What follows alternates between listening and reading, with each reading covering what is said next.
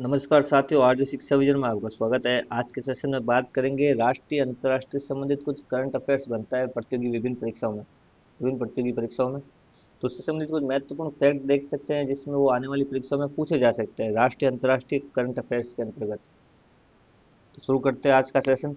सबसे पहले बात करते हैं राष्ट्रीय अंतर्राष्ट्रीय परिदृश्य के अंतर्गत फैक्ट नंबर 1 की। हाल ही में भी क्या है, भारत की पहली इलेक्ट्रिक मिलिट्री गाड़ी बनकर तैयार हुई है। फैक्ट नंबर 1, भारत की पहली इलेक्ट्रिक मिलिट्री गाड़ी बनकर तैयार हुई है।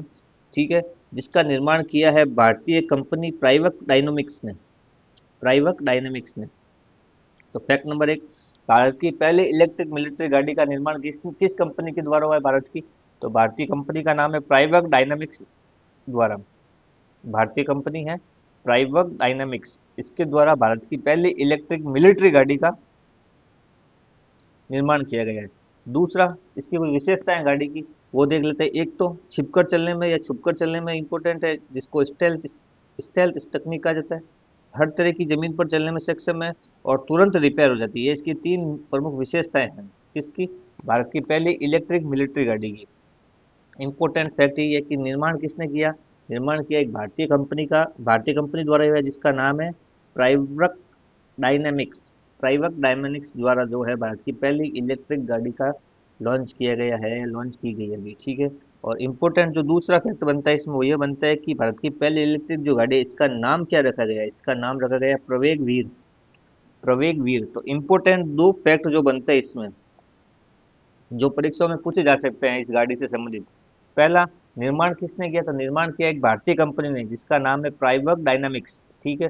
तो दूसरा जो फैक्ट बनता है वो ये बनता है कि इस गाड़ी को नाम क्या दिया उन्होंने? इस गाड़ी को जो नाम दिया उन्होंने दिया है प्रवेग वीर। प्रवेग वीर इस गाड़ी को नाम दिया गया था। ये थी भारत की पहली इलेक्ट्रिक मिलिट्री गाड़ी प्रवेग वीर, जिसका निर्माण भारतीय कंपनी प्राइवक डायनामिक्स द्वारा किया गया है सैनिकों के लिए।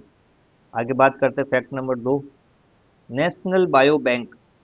हाल ही में राजधानी नई दिल्ली में जो है नेशनल बायो बैंक का उद्घाटन किया गया है। कब किया गया है? 6 जुलाई 2025 को। 6 जुलाई 2025 को राजधानी दिल्ली में इसका उद्घाटन किया गया है। तो फैक्ट नंबर 1 इसी से संबंधित, नेशनल बायो बैंक का उद्घाटन कब हुआ है? तो उद्घाटन हुआ है नई दिल्ली में। नेशनल बायो बैंक का उद्घाटन कब हुआ है? तो उद्घाटन हुआ है नई दिल्ली में। किया किसने है? ये किया है डॉक्टर जितेंद्र सिंह द्वारा। डॉक्टर जितेंद्र सिंह के द्वारा किया गया है। कौन है जितेंद्र सिंह जी? ये है केंद्रीय विज्ञान एवं प्रौद्योगिकी राज्य मंत्री है, स्वतंत्र प्रभार केंद्रीय विज्ञान और प्रौद्योगिकी राज्य मंत्री है। तो फैक्ट नंबर 2 तो यही हो गया। केंद्रीय विज्ञान प्रौद्योगिकी राज्य मंत्री स्वतंत्र प्रभार कौन है? तो ये है जितेंद्र सिंह जी। ठीक है। अब ये करेगी क्या बैंक? बायो बैंक ये क्या करेगी? लोगों से जीनोमिक्स और क्लिनिकल लाइफ स्टाइल का डाटा इकट्ठा करेगी और भविष्य में भारतीय के लिए आनुवंशिक संरचना, जीवन शैली, पर्यावरण के मुताबिक व्यक्तिगत इलाज को संभव बनाएगी। ये मुख्य रूप से क्या करेगी कि जो जीन्स होते हैं उनको इकट्ठा करेगी आनुवंशिक संरचना के लिए, ताकि आने वाली जब गंभीर बीमारी हो उस व्यक्ति को, तो उसका उससे इलाज किया जा सके। तो नेशनल बायो बैंक का उद्घाटन नई दिल्ली में किया गया है डॉक्टर जितेंद्र सिंह जी के द्वारा, और ये केंद्रीय विज्ञान प्रौद्योगिकी राज्य मंत्री स्वतंत्र प्रभार में। और ये जो काम करेगी बैंक, ये करेगी आनुवंशिक संरचना के लिए जो अपने जीन होते हैं उनको इकट्ठा करेगी और अपने पास रखेगी डेटा के रूप में।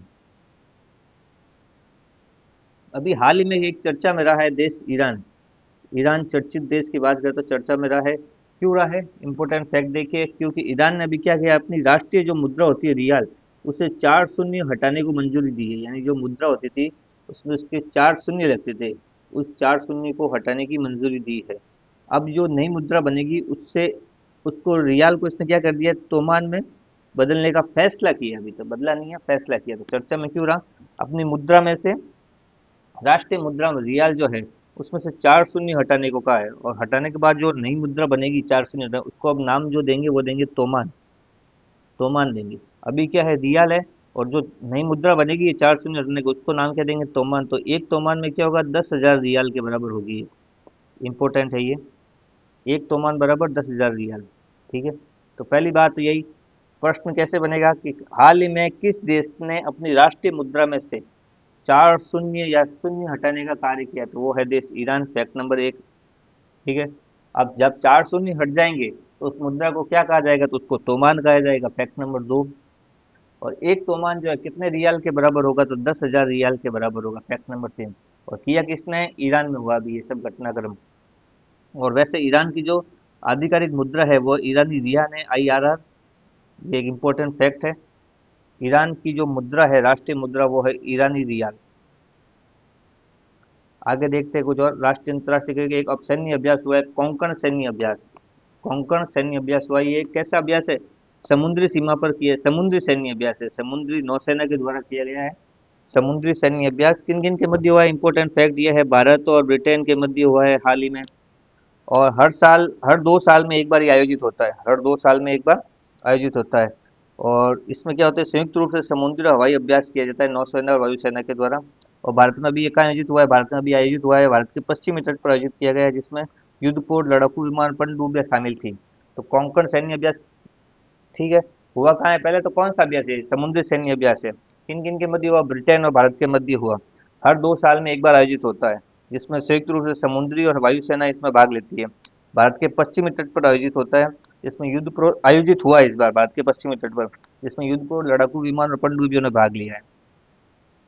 आगे बात करते हैं, एक चर्चित खिलाड़ी रही है अभी हाल ही में, चर्चित व्यक्तित्व के अंतर्गत सैफ अली वर्मा, जो भारतीय महिला क्रिकेट खिलाड़ी है, निवासी है रोहतक हरियाणा की। चर्चा में क्यों रही, क्योंकि हरियाणा राज्य सरकार ने इनको क्या बनाया है, राज्य महिला आयोग का ब्रांड एम्बेसडर बनाया है। राज्य महिला आयोग का ब्रांड एम्बेसडर बनाया गया है सैफ अली वर्मा को हरियाणा राज्य सरकार के द्वारा। क्योंकि महिला विश्व कप जो हुआ था उसके फाइनल में सैफ अली का प्रदर्शन अच्छा रहा था, उसे और भारत ने महिला विश्व कप फाइनल जीता था। तो इसके लिए हरियाणा सरकार ने इनको राज्य महिला आयोग का ब्रांड एम्बेसडर बनाया हरियाणा का। ये थे राष्ट्रीय अंतर्राष्ट्रीय करंट अफेयर समरी, कुछ महत्वपूर्ण फैक्ट जो आगामी परीक्षा में पूछे जा सकते हैं। अगर आपको PDF की आवश्यकता पड़े आज की, तो आपको टेलीग्राम में सर्च करना, RJ शिक्षा विजन ज्वाइन करना है, वहाँ आपको आज की PDF मिल जाएंगी। चैनल पर नए हैं तो इसी तरह की करंट अफेयर समरी वीडियो देखने के लिए चैनल को सब्सक्राइब जरूर करें। मिलते हैं किसी अगले सेशन में नए वीडियो के साथ। धन्यवाद।